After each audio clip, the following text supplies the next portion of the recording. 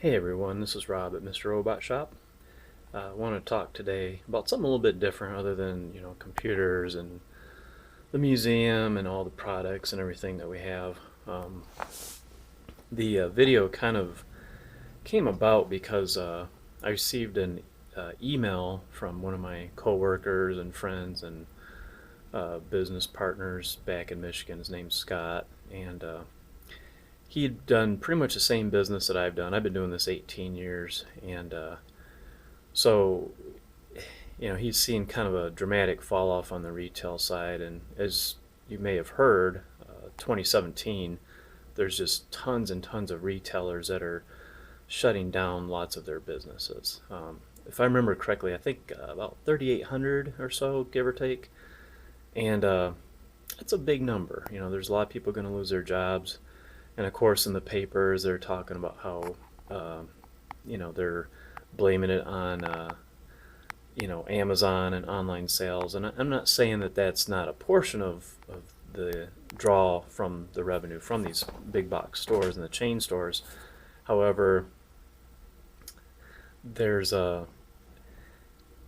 if from what I've been reading, 15% roughly is what online sales equate to. So if that's true, then maybe 15% of the stores should be shutting down, but definitely not the amount of stores that we're seeing close and going out of business. So anyways,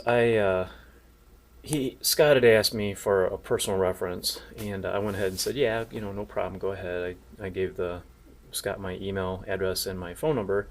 And we used to call them headhunters. I'm not sure what they're called now. Job, employment agencies, I guess, for the better like a term or whatever.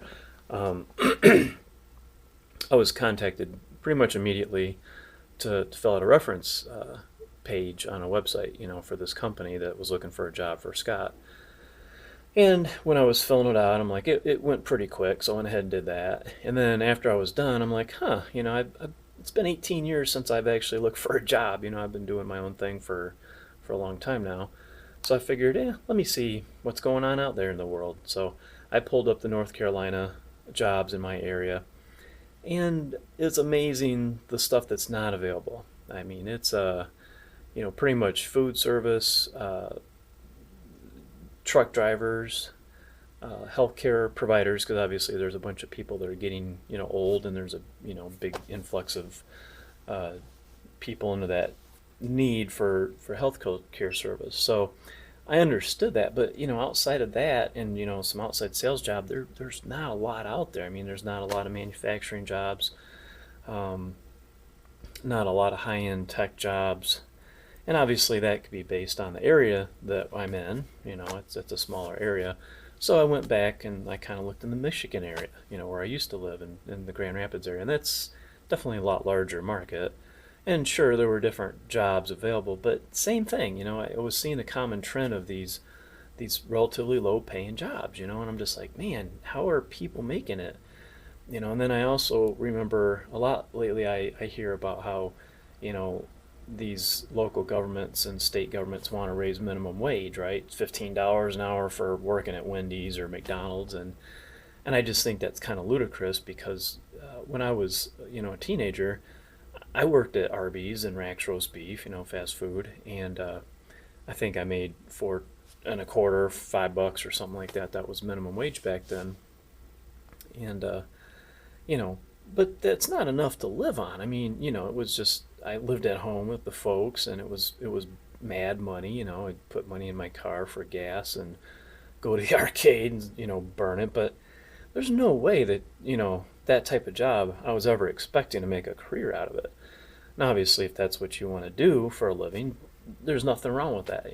But just realize that these entry level type jobs, that's exactly what they are. And for the governments or corporations, if you will, for them to mandate that companies force people to pay double what they're making, well, I just don't think that's right, because the thing is, those jobs are just not meant to be life-sustaining jobs. I mean, excuse me, I guess if you had 4 or 5 of them, it may work out at some point. But I mean, then you're working 100 hours a week, and that's not reality. So, and then you hear people argue, oh, we got to raise the minimum wage, and all this, and I think what people are overlooking is the fact that our manufacturing jobs have been shipped overseas. I mean, that's an actual fact, right? I mean, I lived in Michigan, right, and most of the big three auto manufacturers, they moved the manufacturing outside of the country. The tier 1, 2, and 3 providers that supply parts for the big three, those were moving, and that was primarily like on the west side of the state, like Holland and Grand Haven and all. Uh, a lot of the companies just went out of business because the big corporations had incentive to move everything overseas to get cheaper labor, and that's not an accident. I mean, I think I may be wrong on this, but I think Bill Clinton's NAFTA, the North America Free Trade Agreement, I believe that's kind of what triggered this. I don't think this is all his doing, but when you ship the jobs overseas, you lose the good jobs, the well-paying jobs. What does that leave you with? Well, it leaves you with low-paying fast food restaurant jobs, right, and truck driver jobs, and Walmart greeter jobs. I mean, it's really sad, and I think that the people of the United States are pretty much fighting over the breadcrumbs right now. They're arguing, well, we got to have these crappy jobs need to pay better. Well, I understand their point because that's the only thing they have left, right? They got crappy jobs. The rug has been pulled out from underneath them, right? So I think we really need to wake up as Americans and say, hey, guys, you know, we may not have known what was going to happen when these trade agreements were put into place, but we definitely know what happened now. It's so obvious because, all you got to do is just look at, what's happened, right? So I believe CNN back in 2000, they reported that, 5 million industrial manufacturing jobs have left the country. And I mean, 5 million jobs, that's a lot. And that's not coming back because companies will not be paying, when they can pay somebody in China or some other country, maybe 50 cents a day or something crazy like that. Excuse me. Why would they pay, an American, 14 to $30 an hour, when they can get away with so much cheaper, and so I really think we have to look at ourselves in the mirror and say, hey guys, what's been done, it's not been done by accident. Okay, this wasn't an accident, this wasn't on purpose, right? And the reason why I can say that pretty confidently is because if you look at the quote government, right, which I'm going to call corporation because the government is a corporation. They went bankrupt several times, and they essentially, I'm not going to get into that story, you can look that stuff up yourself, but back in 1933 that happened. Actually, it's happened multiple times where the U.S. Quote government went bankrupt, and Washington, D.C., if I'm not mistaken, is actually just a corporate entity as well as all your local and state governments. But anyways, we'll just call it government because that's just a front name for the corporation, right? The government, quote government, they know or they knew what they were doing because when they collect taxes from corporations, like Microsoft and Apple and all these other guys, well, they get tax revenue from, how well the company does, right? Now, what happens when the corporations send the jobs overseas? They're not going to get the tax revenue or as much, right? And the people here that lose their high paying jobs, they have to go to low paying jobs like, Walmart greeters and burger flippers. And again, the government won't get the high tax revenue. So the government had to have known, about what was going on, just sheer fact of what they were collecting from tax revenue. So that's why I call this an on purpose. I believe that, the powers that be, if you will, I think that they kind of used the people of the United States to kind of build this dream, if you will. And I think that the rug's being pulled out from underneath us. And you may disagree with that idea, but look around, right? Uh, if the people in the quote government actually were working on your behalf, they would not have allowed countries to steal our jobs and take the jobs from our people, right? I mean, that only would make sense because, you know, uh, we are their neighbors, right? Now, if you're in bed as a politician with all these other corporations like lobbyists and blah blah blah, now it kind of makes more sense, right? It would make sense why you might be like, well, what advantage would it be to have them ship the jobs overseas because it's only hurting their own country? Well, they don't care about the country, right? They only care about themselves. And again, they're in bed with all these corporations and lobbyists, and who are they looking out for, you or them? It's going to be them, right? I mean, when it comes down to it, who do you look out for in your neighborhood? Who's the number one? You and your family, right? Sure, you may be a nice person and you may help out with your neighbors and help them build a deck or whatever, but when it comes down to number one, you're always going to be number one, not your fellow citizens and all that. So anyways, I the video's basically just about what I've seen. I'm 50 years old roughly, and it's been something that I've been wanting to kind of throw out there and kind of memorialize because you know when all this stuff first started happening, I think it's hard to see what the end result was going to be. You have speculation and you have quote the conspiracy theorists or the truthers, and I really kind of think that they're probably more accurate and correct in their ideas than they're being demonized by the powers that be, because of course the powers that be don't want the truth to be let out that hey, we shipped your jobs overseas and sorry, you get to go work at McDonald's or Wendy's. And now what you see is Wendy's and McDonald's, they're implementing these kiosks where instead of you going up to a person to order your food, you get to go to a machine, type it in yourself, right? And then somebody will process the food, if not a robot. So it's kind of like going to the grocery store and having your little self-checkout line, right? It's like, I'm not going to do that because to me, if I were to get a discount, like maybe 10-15% discount, I would do it, right? But I'm not going to pay the same amount and get less service, right? When I can have somebody scan it and bag it for me.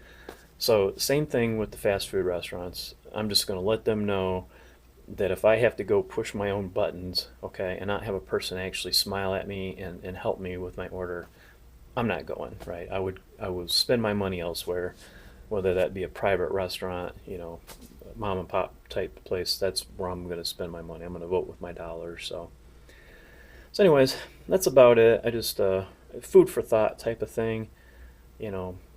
It's kind of a hard topic to handle as far as what kind of, is there a way to fix this? I don't really know.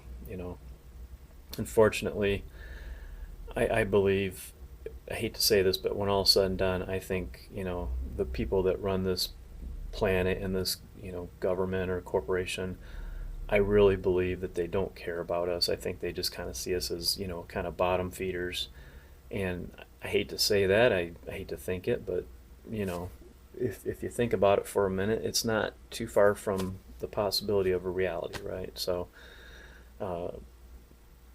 so what solutions are there? I think maybe starting your own business, right? Buy and shop locally.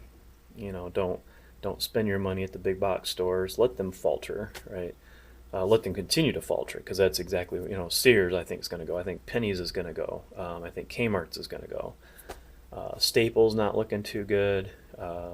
There's a lot of stores, even Payless shoe stores. They just went bankrupt. I mean, there's a lot of big corporations faltering right now, and the reason is because I believe people don't have the money, right? It's not like they used to have these, $50,000 to $100,000 jobs. They could go out and buy anything they want, or what have you. They could put it on credit. Now they can't even get credit because when you have a job that pays you $8 to $10 an hour, not too many credit card companies are gonna float your credit. So I think that's why we're starting to see failures of these large retailers So, vote with your dollars. Let's let the big retailers falter, right? And I think what that will probably do is spark more people getting into business for themselves, and I think that's what we need, right? Because I know when I go to a local store, like the hardware store up the road, uh, when I go to Lowe's and I want help, I don't get help. It's just they point over there. Hey, it's an L 956, right?